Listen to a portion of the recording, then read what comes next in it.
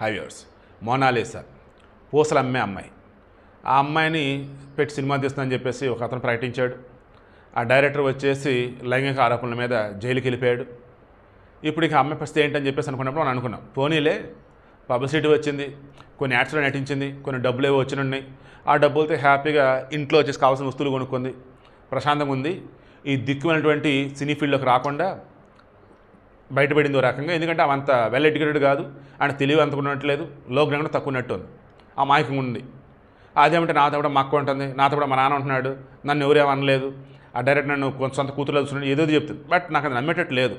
ఎక్కడో ఏదో తేడా కొట్టుద్ది పాప అనిపిస్తాం అనుకున్న మూమెంట్లో మొత్తం జైలుకి వెళ్ళగానే అమ్మయ్య బతిపోయిందిరా అనుకున్నాం. ఇప్పుడు ఏమైంది, ఓ ప్రైవేట్ ఆల్బంలో ఒక సాంగ్ చేసిందంటే త్వరలో రిలీజ్ అయిపోతున్నారట. మేబీ ప్రైవేట్ ఆల్బమ్ అన్నప్పుడు ఈరోజు మన దగ్గర కూడా బోల్డెన్ సాంగ్స్ తెలంగాణలో కానీ ఏపీలో కానీ. ప్రైవేట్ ఆల్బమ్ సాంగ్స్ అంటే ఏముందండి, ఒక మంచి సాంగ్ రాస్తారు, దానికి మ్యూజిక్ కంపోజ్, డ్యాన్స్, వీళ్ళు నటిస్తారు అంతే.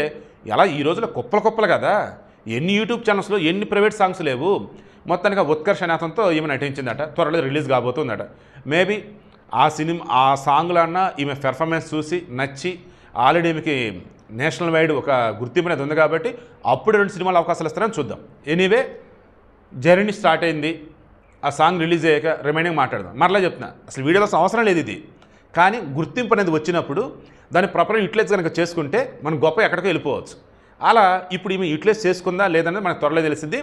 ఎందుకంటే బిగ్ బాస్ అనే దానిలో యాక్ట్ చేసి దానిని యూటిలైజ్ చేసుకొని బయటకు వచ్చి గబ్బుగా చేసి జనాలు చీకొచ్చిన కొంతమంది, దిక్కుమైనటువంటి యాప్లు ప్రమోట్ చేసి అనిపించిన కొంతమంది అయితే, ఎవరో ఒకళ్ళిద్దరు మాత్రం ఏదో ఒక విధంగా ఎదిగిన వాళ్ళు ఉన్నారు పాజిటివ్ వేలో.